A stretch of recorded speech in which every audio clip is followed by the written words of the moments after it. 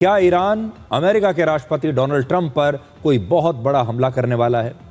आज ईरान की सेना IRGC ने युद्ध शुरू होने के बाद पहली बार ये चेतावनी दी है कि वो अपने पूर्व सुप्रीम लीडर अली खामनेई की मौत के जिम्मेदार लोगों से बदला जरूर लेगी और उन्हें जिंदा नहीं छोड़ेगी। अब आप खुद सोचिए कि अली खामनेई की हत्या की जिम्मेदारी किस पर आती है। इसकी सबसे बड़ी जिम्मेदारी आती है अमेरिका के राष्ट्रपति डोनाल्ड ट्रंप पर। खामनेई की अंतिम यात्रा के दौरान बहुत सारे लोग ऐसे पोस्टर्स लेकर आए थे जिन पर उन्होंने ट्रंप की हत्या की धमकी दी थी। ईरान के आम लोग भी हर हाल में खामनेई की हत्या का बदला लेना चाहते हैं। यह माहौल ईरान की सड़कों पर अभी दिखाई दे रहा है। अमेरिका के मीडिया में छपी अलग अलग रिपोर्ट्स के मुताबिक ईरान ने अमेरिका के राष्ट्रपति डोनाल्ड ट्रंप की हत्या का एक प्लान बना लिया है और इजराइल ने अमेरिका को इस हमले की प्लानिंग की पूरी जानकारी दे दी है। ट्रंप को ईरान से खतरे का एक और कारण है वर्ष 2020 में ईरान के एक जनरल कासिम सुलेमानी की हत्या, और तब अमेरिका के एक ड्रोन हमले में IRGC के कुद्स फोर्स के प्रमुख कासिम सुलेमानी मारे गए थे। ये वहां के एक बहुत ही लोकप्रिय जनरल थे और उस समय भी ट्रंप अमेरिका के राष्ट्रपति थे। यानी ईरान के पास ट्रंप पर जानलेवा हमला करने के अब एक नहीं बल्कि दो कारण हैं। ईरान ट्रंप को अली खामनेई के साथ साथ कासिम सुलेमानी की मौत का जिम्मेदार भी मानता है। और आपको याद होगा, हमने कल भी आपको यह बताया था कि डोनाल्ड ट्रंप ईरान की हिट लिस्ट में अब सबसे ऊपर हैं और इसी वजह से उन्हें अपना विमान सुरक्षा कारणों से बदलना पड़ा था जब वो टर्की से वापस आ रहे थे। दुनिया भर में यह ट्रेंड देखा गया है कि जब भी किसी नेता पर हमला होता है या उसकी हत्या की साजिश की खबर आती है तो उसकी लोकप्रियता अक्सर बढ़ जाती है और लोगों की सहानुभूति भी उस नेता के प्रति बढ़ जाती है। इसे राजनीति में अक्सर rally around the leader effect कहते हैं। यानी संकट के समय लोग अपने नेता के पीछे ज्यादा मजबूती से खड़े हो जाते हैं। डोनाल्ड ट्रंप के साथ भी ऐसा पहले हो चुका है। आप ये तस्वीरें देखिए। वर्ष 2024 में चुनाव प्रचार के दौरान उन पर गोली चली थी और वो गोली उनके कान को छू कर निकल गई थी। तब कुछ समय के लिए उनकी लोकप्रियता बढ़ गई थी। पिछले 2 वर्षों में कुल मिलाकर ट्रंप पर 3 बार हमले की कोशिश हो चुकी है। इस समय अमेरिका के 58% लोग ट्रंप से नाराज हैं और अपने दोनों कार्यकालों में ट्रंप की अप्रूवल रेटिंग कभी भी इतनी कम नहीं रही।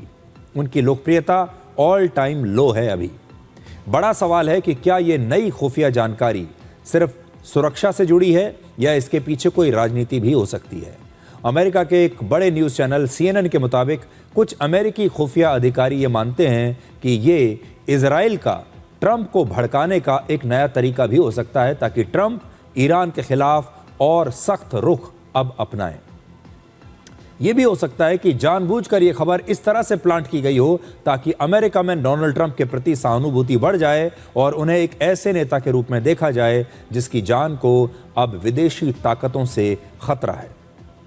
तो एक बड़ी बात यह है कि इजराइल की खुफिया एजेंसियों ने अमेरिका को यह जानकारी दी है कि ईरान ने डोनाल्ड ट्रंप की हत्या का पूरा प्लान बना लिया है और ईरान डोनाल्ड ट्रंप की हत्या की पूरी कोशिश करेगा। अब जैसा कि आप जानते हैं, जब युद्ध विराम हुआ अमेरिका और ईरान के बीच, उस समय इजराइल इस युद्ध विराम के पक्ष में नहीं था और इस बार इस युद्ध विराम के समझौते में इजराइल को अमेरिका ने दूर रखा। यह भी हो सकता है कि इजराइल ने जो जानकारी दी है यह ट्रंप को भड़काने के लिए दी हो। यह इसलिए दी हो ताकि अमेरिका की जो पूरी सुरक्षा व्यवस्था है वो पैनिक मोड में आ जाए। और ट्रंप इस प्रकार के व्यक्ति हैं, उनका व्यक्तित्व कुछ इस तरीके का है कि जब आप ट्रंप को इस प्रकार की बात बताएंगे तो वो भड़क जाएंगे और हो सकता है कि वो ईरान पर नए सिरे से और बड़े हमले शुरू कर दें। तो ये भी एक कारण बताया जा रहा है। लेकिन बड़ी बात यह है कि अमेरिका दुनिया का सबसे शक्तिशाली देश है। डोनाल्ड ट्रंप को दुनिया का सबसे शक्तिशाली नेता माना जाता है। उनकी सुरक्षा दुनिया में सबसे शक्तिशाली सुरक्षा का घेरा मानी जाती है। लेकिन ऐसे में ईरान का ये कहना कि वो डोनाल्ड ट्रंप पर सीधा हमला कर सकता है, इजराइल की खुफिया एजेंसियों का ये कहना कि ईरान ने डोनाल्ड ट्रंप की हत्या की पूरी प्लानिंग कर ली है, ये अपने आप में एक बहुत बड़ी खबर है। और इस खबर का एक असर जो है वो आपको आने वाले समय में ज़रूर दिखाई देगा। आपको याद होगा जब तुर्की गए थे नेटो देशों के सम्मेलन में हिस्सा लेने के लिए, तो तुर्की से वापस आते समय उन्होंने अपना ये प्लेन बदल लिया था और ये एक बहुत बड़ी बात है। उस समय उन्होंने साफ साफ ये नहीं कहा था कि उन्होंने अपना प्लेन क्यों बदला, लेकिन उन्होंने अपने पुराने एयरफोर्स वन प्लेन को इस्तेमाल किया और कतर ने जो उन्हें नया प्लेन दिया था उसका इस्तेमाल अमेरिका के राष्ट्रपति ने उस समय नहीं किया था जब वो तुर्की से वापस अमेरिका लौट रहे थे। ये खबर हमने कल भी आपको दिखाई थी कि तुर्की से जब वो वापस लौटे, ये अपने आप में ऐसा बहुत कम होता है जब अमेरिका के राष्ट्रपति अपने प्लेन को बदल लें। एक ऐसा प्लेन जिसे वो छोड़ चुके हैं, जिसे रिटायर करने की बात हो रही है, वापस उस प्लेन को वो सर्विस में लाए और उन्होंने अपने पुराने एयरफोर्स वन प्लेन से उस समय यात्रा की। अमेरिका के इतिहास में जब भी किसी राष्ट्रपति पर कोई हमला हुआ है या देश पर कोई बहुत बड़ा संकट आया है तो अमेरिका की जनता अक्सर अपने राष्ट्रपति के समर्थन में एकजुट हो जाती है। ऐसा पहले भी देखा गया है। वर्ष 1981 में अमेरिका के राष्ट्रपति रोनाल्ड रेगन एक जानलेवा हमले के बाद गंभीर रूप से घायल हुए, लेकिन उनकी जान बच गई। इस घटना के बाद उनकी अप्रूवल रेटिंग 60% से बढ़कर 73% हो गई थी। वर्ष 2001 में 9/11 के आतंकी हमलों के बाद अमेरिका के राष्ट्रपति जॉर्ज डब्ल्यू बुश की अप्रूवल रेटिंग 51% से सीधे 90% तक पहुंच गई थी, जो तब अमेरिका के इतिहास की सबसे ऊंची अप्रूवल रेटिंग्स में से एक थी। तो अब क्या डोनाल्ड ट्रंप के साथ भी यही हो सकता है जो रोनाल्ड रेगन के साथ और जॉर्ज डब्ल्यू बुश के साथ हुआ?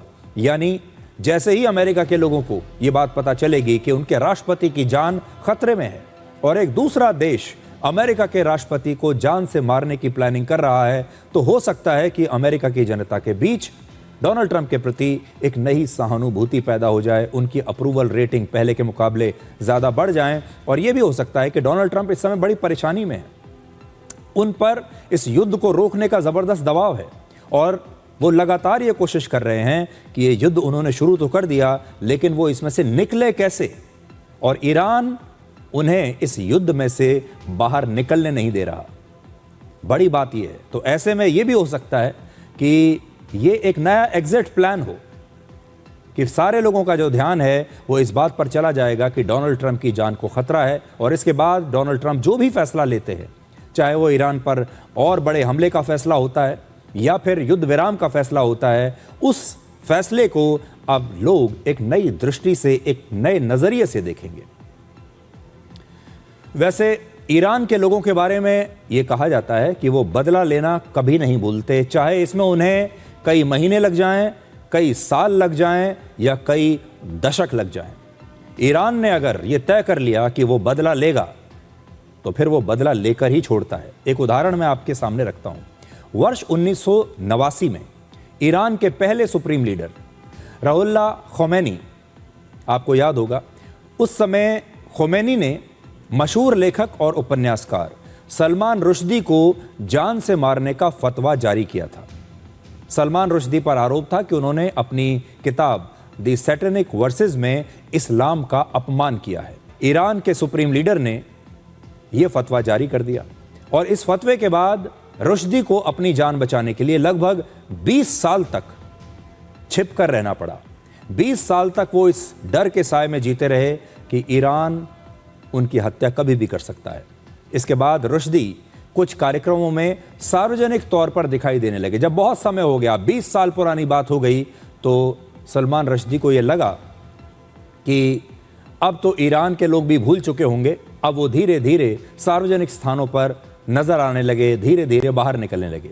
खोमैनी के फतवे के 33 साल बाद अगस्त 2022 में अमेरिका के न्यूयॉर्क शहर में एक शख्स जिसका नाम है हादी मातर, उसने सलमान रुश्दी पर हमला किया और इस हमले में सलमान रुश्दी की जान तो बच गई, लेकिन उनकी दाहिनी आंख की रोशनी हमेशा के लिए चली गई। ये वो व्यक्ति है जिसने फतवे के 32-33 साल बाद सलमान रुश्दी पर हमला किया। सबसे बड़ी बात यह है कि हादी मातर अमेरिका में ही पैदा हुआ था और खोमैनी के विचारों से प्रभावित होकर उसने सलमान रुश्दी पर हमला कर दिया। सलमान रुश्दी ने यह कभी नहीं सोचा होगा कि किसी फतवे की वजह से उन पर 33 साल के बाद भी हमला हो सकता है। और अब सलमान रश्दी कुछ इस तरह से दिखते हैं जैसे आपकी स्क्रीन पर हैं, क्योंकि उनकी एक आंख खराब हो चुकी है इस हमले की वजह से। तो सलमान रश्दी को उन्होंने 33 साल के बाद भी छोड़ा नहीं, और यह हमला 33 साल के बाद हुआ फतवे के। वैसे ही ट्रंप को भी यह बात बिल्कुल नहीं भूलनी चाहिए, जब तक डोनाल्ड ट्रंप अमेरिका के राष्ट्रपति के पद पर हैं, जब तक वो व्हाइट हाउस में रहते हैं, तब तक उन्हें हर तरह की सुरक्षा मिल रही है। अमेरिका की सीक्रेट सर्विस ये सुनिश्चित करेगी कि ट्रंप तक कोई पहुंच ना सके, कोई गोली ट्रंप को छू ना सके। 24 घंटे उन्हें किसी भी खतरे से बचाने की पूरी तैयारी रहती है।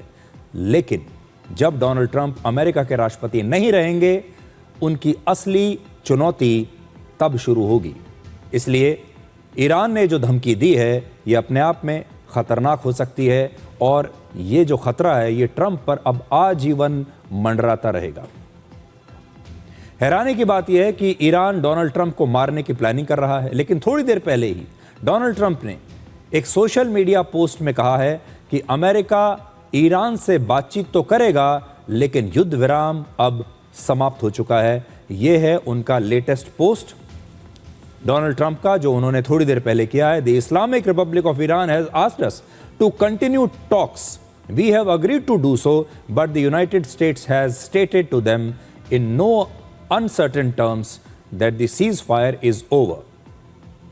तो वो अभी भी कह रहे हैं कि ईरान ने कहा है कि वो अमेरिका से बातचीत जारी रखना चाहता है, अमेरिका बातचीत के लिए तैयार हो गया है, लेकिन युद्ध विराम अब समाप्त हो चुका है।